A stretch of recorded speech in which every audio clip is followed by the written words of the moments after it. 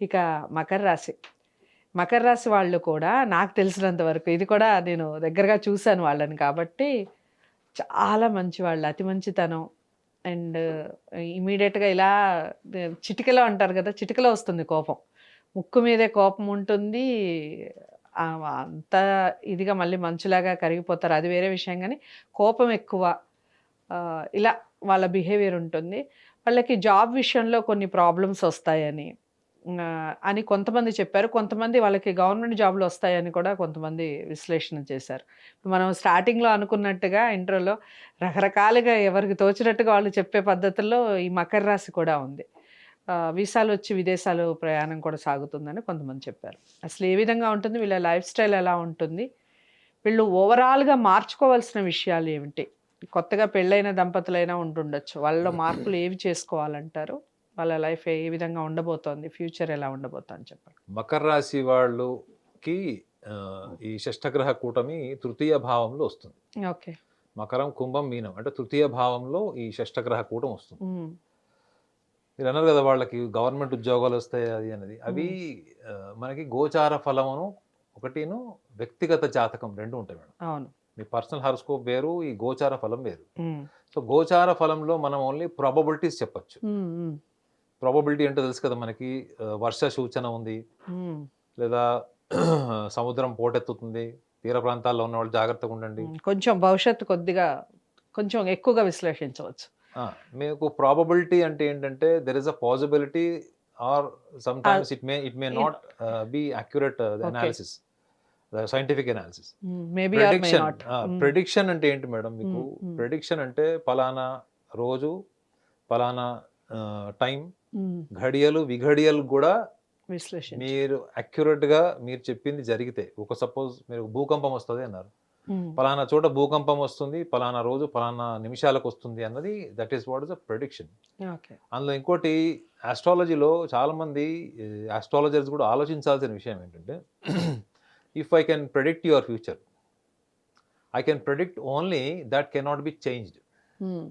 మీరు మార్చుకోలేనిది నేను ప్రెడిక్ట్ చేస్తాను మేడం. ఇప్పుడు మీరు ఏదో సంఘటన జరగబోతుంది. హ్మ్. హ్మ్. I can predict. ఈ ప్రెడిక్షన్ అన్నది ఏంటి? మీరు మార్చుకోలేనిది. మీరు మార్చుకోలేనిది మాత్రమే that cannot be changed. Okay. దాన్ని మాత్రమే మీరు ప్రెడిక్ట్ చేయగలుగుతారు. ఇది హ్మ్. జరుగుతది. ప్రెడిక్షన్ పార్ట్ వేరు, ప్రాబబిలిటీ పార్ట్ వేరు. అది రైట్. గోచారంలో కేవలం ప్రాబబిలిటీయే చెప్పొచ్చు మేడం. హ్మ్. Accuracy is very difficult. హ్మ్. ఎందుకంటే ఒక రాశిలో కొన్ని కోట్ల మంది ఉంటారు.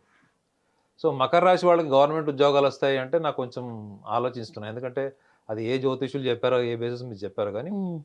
కొన్ని ఉంటాయి మేడం. ఒక సాఫ్ట్‌వేర్ ఉంటదనమాట. ఈ విద్యార్థులకు బావుంటది. వృద్ధులకు పెన్షన్‌లొస్తాయి. గవర్నమెంట్ ఉద్యోగస్తులకు శుభవార్త వింటారు. మీరు ల్యాండ్ కొంటారు. హ్మ్. బ్యాంక్ లోనొస్తుంది. ఇవన్నీ ఏంటి కొంచెం మీకు పాజిటివ్ వైబ్రేషన్. అవును. ఒక ఆర్డినరీ పర్సన్ ఈ ఆశా దృక్పథంతో ఉంటాడు. రైట్. అదొక సాఫ్ట్‌వేర్ లాగా ఉంటదనమాట. అన్ని రాష్ట్రాలకి ఇంచుమించు అలాంటి అనాలిసిస్ చేస్తారు. హ్మ్. హ్మ్. కానీ మీరు కొంచెం ప్రాక్టికల్‌గా రీసెర్చ్ ఇన్ఫర్మేషన్ చేస్తే ఇప్పుడు ముఖ్యంగా ఈ మకర రాశి వాళ్ళకి తృతీయంలో షష్టగ్రహ కూటమి కాబట్టి, రాస్యాధిపతి కూడా షష్టగ్రహ కూటమిలో ఉంటాడు. హ్మ్. నెక్స్ట్ 2 ½ ఇయర్స్ ఉంటాడు. హ్మ్. సో, ఇక్కడ ఆలోచించాల్సిందేంటంటే మకర రాశి వాళ్ళకి లోతుగా ఉన్నటువంటి స్వభావం ఏంటి? మకర రాశి వాళ్ళకి ఒకవేళ చాయిస్ ఉంటే వాళ్ళు ఉద్యోగం చేయడానికి ఇష్టపడరు మేడం. హ్మ్. వాళ్ళు they are not employee. They hmm. Don't like to be an employee. They want to be an employer. Hmm. ఉద్యోగాలు ప్రొవైడ్ చేసేటువంటి స్థాయిలో ఆహ్, ఉండాలనుకుంటారు. వాళ్ళ ప్లానింగ్ కూడా అట్లనే ఉంటది. హ్మ్. హ్మ్. మీరు చాలా పెద్ద పెద్ద ఇండస్ట్రియలిస్ట్‌ని చూడండి. హ్మ్. ఈ మకర రాశిలో పుట్టిన వాళ్ళు ఉంటారు. వీళ్ళు ఏది కూడా ఆరంభ శూరత్వంలాగా క్షణికావేశంలో స్థిరత్వం లేనటువంటి భావోద్వేగాలతో ఉండేటువంటి జీవితాన్ని అసలు వీళ్ళు ఇష్టపడరు. హ్మ్. ఏదన్నా కూడా ఒక ప్లానింగ్ ఉండాలి. ప్లాన్డ్ ఉండాలి. వీళ్ళు హ్మ్. ప్లానింగ్ చేసే వరకు భయంకరమైన కన్‌ఫ్యూజన్‌లో ఉంటారు మేడం. అమ్మాయిలు గాని, అబ్బాయిలు గాని. అబ్బాయిలుగా. ప్లానింగ్ చేసే వరకు కన్‌ఫ్యూజన్ ఉంటది. కానీ ఒక్కసారి ప్లానింగ్ చేసిన తర్వాత హ్మ్. ఇక బ్రహ్మదేవుడొచ్చి చెప్పినా గాని వీళ్ళు అభిప్రాయం మార్చుకోరు. హ్మ్. అది ఎగ్జిక్యూట్ చేస్తారు. ఓకే. రెండో లక్షణం ఏంటంటే వీళ్ళలో ఒక రెబెల్ నేచర్ ఉంటది. హ్మ్. ఆడవాళ్ళకి, మగవాళ్ళకి ఉంటది. హ్మ్. వీళ్ళకేమైనా సోషల్ ఇంజస్టిస్ గాని, పర్సన్ ఇంజస్టిస్ గాని, ఫ్యామిలీలో ఇంజస్టిస్ జరిగితే వీళ్ళు సైలెంట్‌గా కూర్చునే బ్యాచ్ కాదు. హ్మ్. ఇది మనం తులారాశి, హ్మ్. వృశ్చిక రాశి, కర్కాటక రాశి అనుకున్నాం చూడండి. వీళ్ళు ఆ హ్మ్. బ్యాచ్ కాదు. హ్మ్. వీళ్ళు తిరగబడతారు. వీళ్ళల్లో కూడా మీకు ఎక్కువ ఈ సామాజిక సంస్కర్తలు, సంఘ సంస్కర్తలు, ఉద్యమకారులు ఈ బ్యాచ్ ఉంటారు. పొలిటీషియన్స్ చాలా మంది ఉంటారు ఈ మకర రాశి పుట్టిన వాళ్ళు. ఫిలిం డైరెక్టర్స్ కూడా ఎక్కువ ఉంటారు.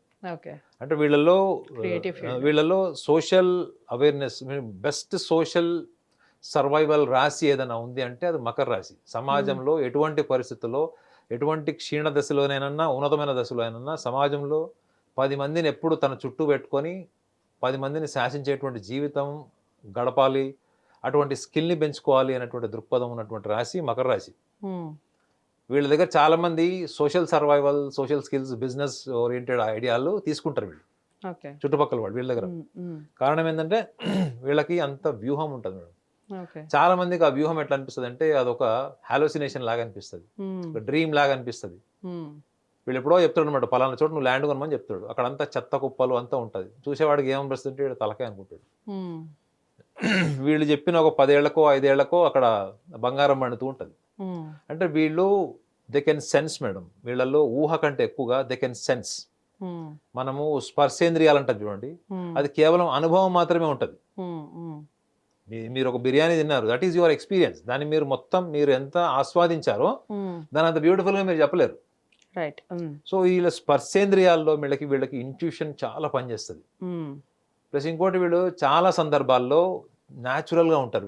వీళ్ళ నవ్వు చూసినప్పుడు మీకు తెలుస్తుంది. ఒక మకర రాశిలో ఉండే వాళ్ళు నవ్వుతారు, చిన్న పిల్లల్లాగా నవ్వుతారు, కింద మీద పడి నవ్వుతారు వాళ్ళు. వాళ్ళని ఎవరన్నా ఇంప్రెస్ చేసుకోవాలి, ఒక మకర రాశిలో పుట్టిన అమ్మాయిని కానీ అబ్బాయిని కానీ సరిపోతుందా? నో, మీరు నవ్వించాలి. మీరు నవ్వించాలి వాళ్ళని.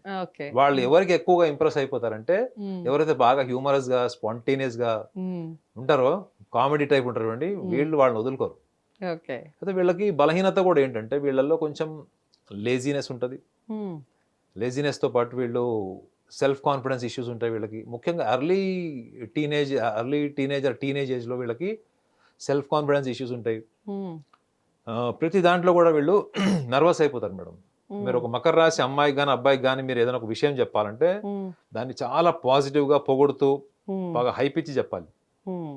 మీరు కనుక కొంచెం అది బాగోలేదనో లేకపోతే అభ్యంతరకరమైన ఏం చెప్పారనుకోండి, ఈక్వల్గా వాళ్ళ కాన్ఫిడెన్స్ కింద పడిపోద్ది. వాళ్ళు 2 ఎక్స్ట్రీమ్స్ అనమాట. ఈ కర్కాటక రాశి వాళ్ళు లాగానే ఉంటారు వాళ్ళు. వీళ్ళకి కూడా సివియర్ అటెన్షన్ సీకింగ్ నేచర్ ఉంటుంది, ఈ నర్వస్నెస్ ఉంటుంది. వీళ్ళు చాలా సందర్భాల్లో వాళ్ళ సామర్థ్యాన్ని వాళ్ళే తక్కువ అంచనా వేసుకొని కొన్ని ప్రయత్నాలు చేయడానికి కూడా హెసిటేట్ అయ్యి వెనక్కి వచ్చేస్తారు. అది ఎవరో చేసిన తర్వాత ఎక్స్పెరిమెంట్ చూసి అప్పుడు మళ్ళీ ఇంకో రెండో ప్రయత్నం చేస్తారు. అంటే ఎంత ఇన్హిబిటెడ్ పర్సనాలిటీయో చూడండి వీళ్ళు. నేను అందరిని అనట్లేదు, ఒక 10 మందిలో 6 మాత్రం ఈ లక్షణాలు బలంగా కనిపిస్తాయి వాళ్ళకి.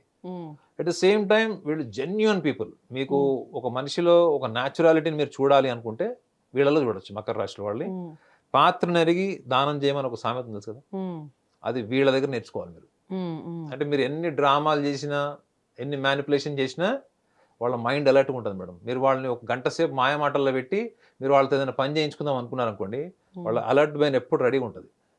అంటే చాలా తక్కువ సందర్భాల్లో వీళ్ళంతటి వీళ్ళు గుడ్డిగా నమ్మి ఎవరినైనా వీళ్ళు పూర్తిగా గ్రాంటెడ్గా తీసుకుంటే తప్ప వీళ్ళని అంత ఈజీగా మోసం చేయడం.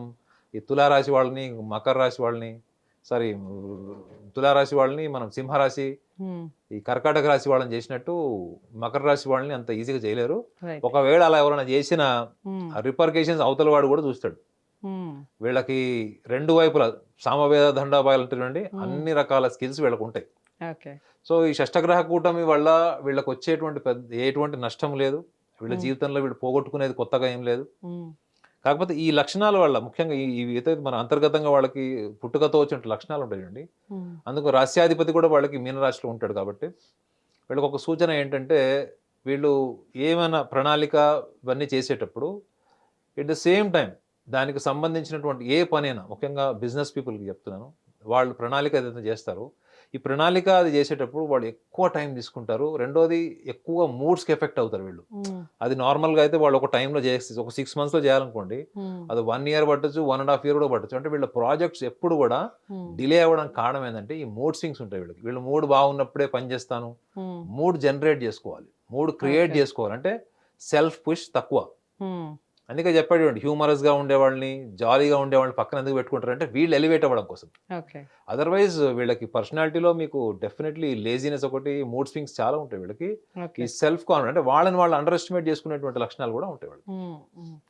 సో వీళ్ళు ఇవన్నీ ఓవర్కమ్ అయ్యి ఎలాంటి ఫీల్డ్లో రాణించే అవకాశాలు ఉంటాయంటారు? మనం వద్దన్నా కానీ వాళ్ళ బిజినెస్సే వాళ్ళ ఫస్ట్ చాయిస్.